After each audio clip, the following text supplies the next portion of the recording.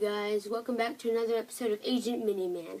It's September 16th, 3:27 p.m. I forgot to upload yesterday. I just didn't have the time, so I'm going to upload and record today. So, in my social studies class, we were assigned a few things to get started our unit on government. And we were asked to write a prompt on what would we do to edit the current world government to make it more peaceful and easier to maintain the peace. And I went a little overboard. And it ended up evolving into what I now call the Perpetual Peace Theory. So, what this basically is saying that all the countries are governed by their own governments and they kind of maintain the peace in their own areas. But sometimes, whether it be over land borders, rights, or even royal figures, war starts. And war is an example of what things that disrupt the peace and continually disrupt the peace on Earth. So, what I'm trying to think here is, instead of solving these conflicts with constant deaths that are definitely not peaceful, we bring them to a peaceful court of the top the top government representatives, like the UN. Instead of going to war, have a court at the UN. So, what would this do? It would stop wars from happening, solve the agreement faster, and honestly get rid of most of the disruptions of peace that we have in our world today, which are almost 100% consisting of war. So there are only a few problems with this. This would make it where these problems would be solved faster and with no deaths. But it wouldn't always happen that way. There would be conflicts in the courtroom which would cause violence, and there would have to be a governing body above it. And even though that is there, if it happens again, and they come and stop it and resume the court, then if you do that enough times, then there will be arguments in the upper class over how to handle it. And that will just cause another conflict that needs another layer of government to govern them. And so what I'm saying here is, in order to find a way to maintain perpetual, eternal peace, you would have to have a perpetual, eternal amount of people, which we don't have. And how are you even supposed to get all the UN members to agree on this in the first place? And a lot of the UN members are fighting with non-UN members, and that's a lot of the problem. And so, the only way to solve that is to create a different court or force them into the UN, which forcing them in is not peaceful. So, no matter how you look at this, in order to have perpetual peace, you must first have a perpetual amount of people. And that will never happen, unfortunately. So, how are we supposed to maintain perpetual peace?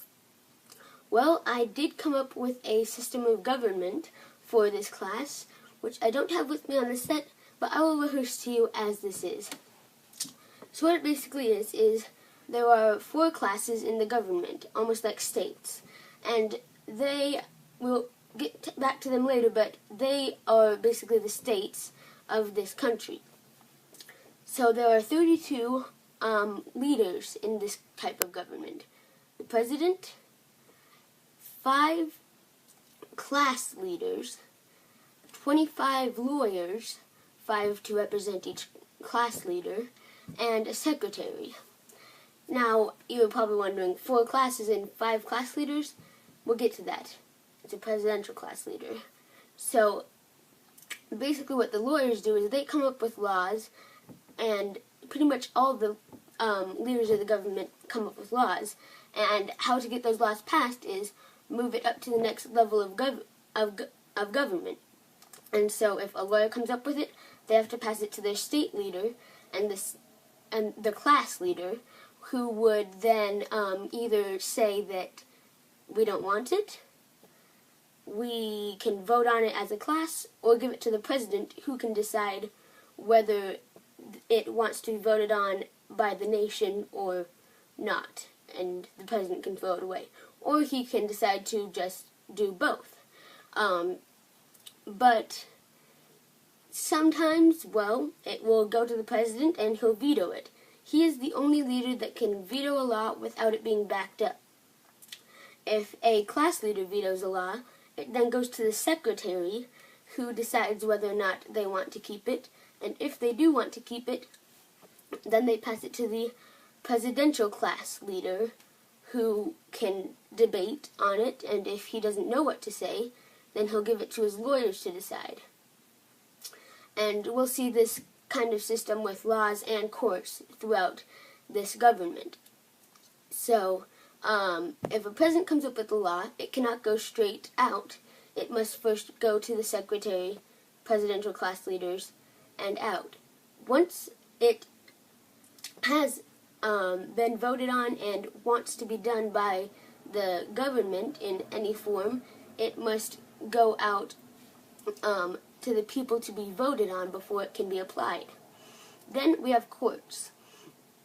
If in a class there is a need for a court trial, then the class leader will come to the court as the judge and the lawyers as the jury.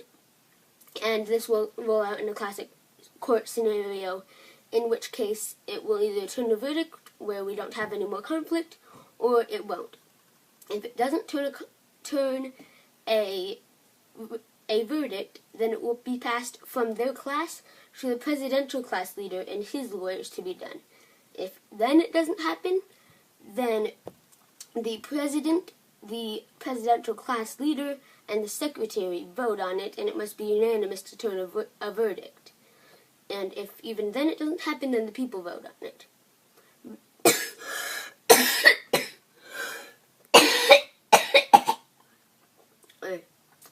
I'm sorry. So that's how that would roll out. And then if they wanted to take a major military action, then the president can pass it as a law, but there is a way to get a major military action to go forth without the people voting on it. And this is by the country declaring a state of emergency. And that is either an attack on the country, a multiple threats on the country, a severe natural disaster threatening the basically major cities of the country, or basically anything, pretty much anything that's threatening it, or also if they make a new branch in the government, this will go into what we call overdrive, where the president, secretary, and presidential class leader can vote on, and as long as the vote is unanimous, pass laws without it going through the people. This is helpful so that they can go through military action without the people interfering with voting against something that is the only option to save their lives, basically.